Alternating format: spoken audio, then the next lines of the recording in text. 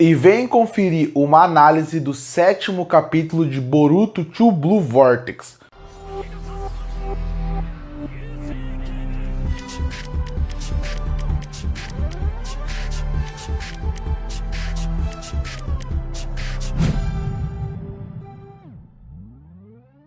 E começamos o 7º capítulo de Boruto focado não no Boruto e sim no Mitsuki.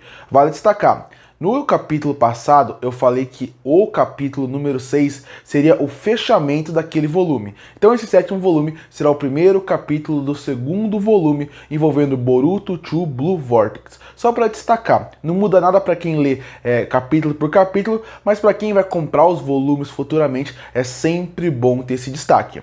E se no capítulo passado a gente acabou com o Boruto e o Mitsuki se encontrando para continuar sua batalha, aqui a gente volta um pouco mais no tempo e acompanha quais são as motivações do Mitsuki. E isso eu acho muito interessante, porque o capítulo começa com o Mitsuki olhando o Kawaki de costas e a gente sabe que nesse momento vai ser o momento que ele vai apagar o Kawaki para ele poder ir lutar contra o Boruto. Mas a pergunta é, por que o Mitsuki fez isso? Por que ele fez com que o Kawaki não fosse lutar contra o Boruto?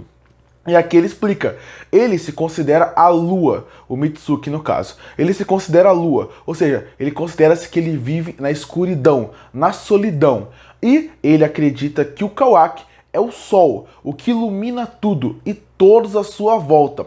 Então a partir daí, ele acredita que ele sozinho vai ficar para sempre no escuro, sendo uma lua solitária. Mas quando o Kawaki está do seu lado, ele é iluminado e aquela iluminação faz com que ele tenha vida, tenha amigos e seja menos do que uma pessoa sozinha. Um dilema bem interessante e uma discussão muito boa que flutua muito bem de discursos ao longo de todo o capítulo. Eu até acho que quando eles retomarem essa discussão de lua e sol, mais pra frente no mangá, se eles retomarem, vai ser pra falar que a lua nunca está sozinha. Ela está repleta de estrelas que fazem com que a noite seja estrelada e assim tenha luz. Eu até acho que eles podem levar para esse caminho, que seria uma discussão muito interessante e que seria a grande descoberta do Mitsuki de que ele nunca esteve sozinho como ele imaginou. Afinal, ele tinha personagens como Boruto e a Sarada e o Konohamaru sempre do seu lado, além dos amigos na vila. Se eles souberem trabalhar bem esse discurso, pode virar até uma discussão interessante, um arco interessante para o Mitsuki, que estava um pouco isolado. A partir daí, o que acaba acontecendo? Ele acaba usando uma das suas cobras, isso não é mostrado, é falado pelo Shikamaru, que ele usa uma das suas cobras para poder colocar um veneno no Kawaki e a partir daí ele desmaiar. E aí a gente começa depois disso a luta entre Mitsuki e Boruto. Bom, vou falar um pouco sobre a luta. Eu sou um grande crítico de como as lutas são feitas em Boruto. Eu acho que o Boruto é muito bem desenhado, em questão de personagem, design. Você entende muito bem o que está acontecendo em tela. E isso é muito bom, porque tem autores muito grandes que não conseguiram fazer isso nas suas obras. Mas eu ainda tenho um problema grande em relação a duas coisas envolvendo esse autor.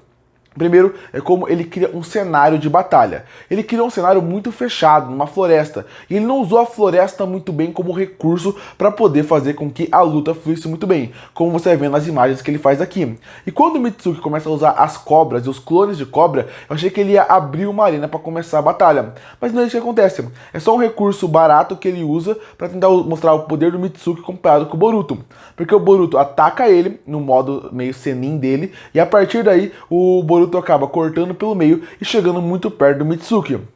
Isso mostra como as lutas dele são, primeiro, como eu falei, falta um pouco mais uma questão de ele criar melhor o cenário. Ele cria muito bem os personagens em tela. Ele tem uma boa ideia de como usar os poderes em cada momento. Isso é legal. Mas como ele cria a arena e o universo em volta da luta, esse é um problema. E você acaba se sentindo um pouco perdido. Eu acho que ele devia estudar até o próprio Naruto, que tem lutas muito empolgantes, porque o Kishimoto sabia criar muito bem o campo de batalha para a batalha chegar. E aqui isso não acontece, me incomoda bastante. Outra coisa que me incomoda bastante é que toda a luta de Boruto parece muito anticlimática. Claro, no começo de Boruto tinha boas lutas, até que apareceram em outras mídias, que foi no anime e no filme. Mas, quando você pensa no mangá de Boruto, você percebe que chegou num ponto onde elas ficaram muito anticlimáticas. E aqui acontece a mesma coisa. Aqui parece aquela promessa de algo que nunca vem. Sempre prometem grandes lutas, sempre prometem grandes acontecimentos, e elas acabam muito rápidas, não são bem desenvolvidas, não são bem trabalhadas, e pra mim acontece a mesma coisa aqui. Você tem um Mitsuki contra Boruto, que era pra ser uma excelente luta, uma luta muito empolgante, mas no final não foi tudo isso. Óbvio, nessa luta não teria um ganhador, o Boruto nunca mataria o Mitsuki, sabendo a situação que ele tá, de não saber, de não ter as memórias, mas mesmo assim, trabalha um pouco mais, estende um pouco mais a luta e deixa ela mais interessante, algo que não aconteceu aqui. Logo depois disso, a gente acaba voltando a falar um pouco mais sobre o Mitsuki, envolvendo o conceito do sol para ele. E nesse ponto, quando ele volta a falar do sol, ele percebe que o Boruto coloca um questionamento muito grande que estava na cabeça do Mitsuki. Que seria, o Kawaki não é o sol dele.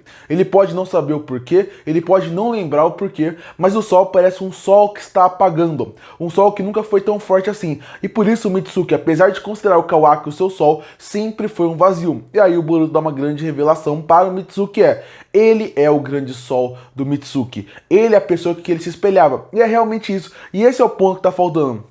Quando mudaram as memórias, o Mitsuki acabou imaginando que o Kawaki era o seu grande sol. Mas na verdade sempre foi o Boruto. E o Boruto não é o Kawaki.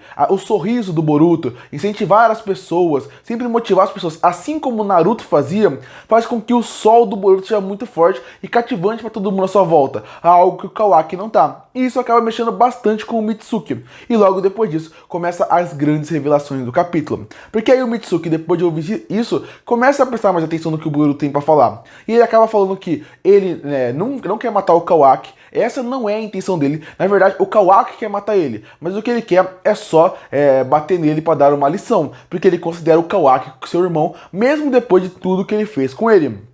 Depois vem uma grande revelação que ele não matou o sétimo Hokage, tanto o sétimo Hokage, Naruto Uzumaki, como a sua mulher Hinata Hyuga, no caso Hinata Uzumaki, ela também acaba estando viva, estando selada por causa do Kawaki. Ele acaba revelando isso e depois cada um acaba indo pro seu canto. Quando ele sai de perto do Mitsuki, ele começa a continuar conversando com o Shikamaru. E a partir daí, continuamos tendo grandes revelações do capítulo. E as revelações seriam, primeira, ele repete muito o que ele já falou, que o Naruto realmente está vivo, ele realmente não tem essa intenção. E aí depois ele começa a falar com o Shikamaru sobre que essa não é a primeira vez que isso aconteceu. E essa pra mim é a grande revelação do capítulo, que seria o conceito de a Sarada, como a representante, já chegaram pro Shikamaru e explicaram essa situação. Mas o Jutsu, ele já tem meio que um mecanismo de defesa para isso. Quando alguém vai revelar o que está acontecendo, quando alguém vai falar que tudo está dando errado, que eles tiveram a memória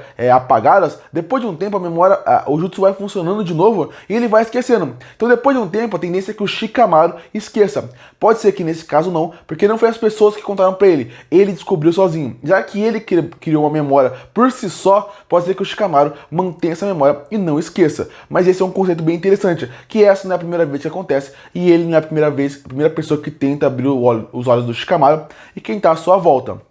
Logo depois disso, o Kawaki acorda e ele acaba realmente indo atrás do Mitsuki. E a gente chega nas últimas páginas do capítulo, onde o Ishiki, que agora está renascido, junto naqueles novos vilões do Naruto, do Boruto que vão ter, fala que ele vai atrás do Naruto porque ele precisa conversar com o sétimo Hokage e acaba o capítulo. Bom, falar um pouco sobre esse capítulo. Eu acho que, por um lado, ele tem algumas coisas interessantes. Gostei muito de criarem um arco pro Mitsuki. Eu acho que a arte da obra como um todo funciona bem. Mas eu acho que eu tiro mais isso de bom do capítulo. Um bom começo de arco pro Mitsuki, pra ele começar a se questionar. E o dilema da lua com o sol eu achei incrível, mas o resto do capítulo ele acaba sendo um pouco decepcionante. A luta de Mitsuki com Boruto não é tão empolgante como eu achei que seria, até por causa pela forma de como foi feita a luta, como ela foi progredindo. Não teve tanta luta como poderia ter.